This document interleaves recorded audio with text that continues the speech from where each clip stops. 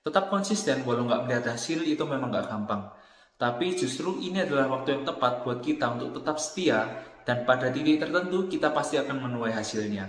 Hai guys, welcome back to the Daily Dose of Hope and Truth, tempat di mana kamu masih bisa menemukan pengharapan di dalam kebenaran.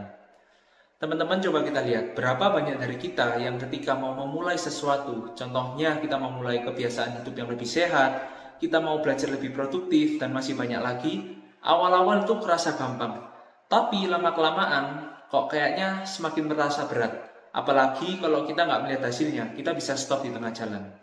Sebenarnya wajar kok kalau kita merasa capek, kita merasa lelah saat kita mengejar sesuatu tapi kita nggak mendapatkan.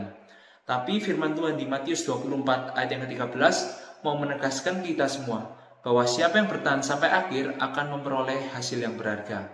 Artinya apa? Tuhan mau mengajarkan ke kita bahwa siapa yang konsisten, siapa yang setia pasti akan menuai hasil yang sesuai.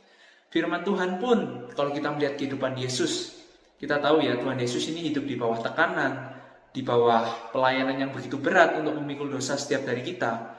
Tapi Yesus nggak memilih untuk berhenti di tengah jalan. Tuhan Yesus tetap setia sampai akhirnya berhasil menebus dosa setiap dari kita.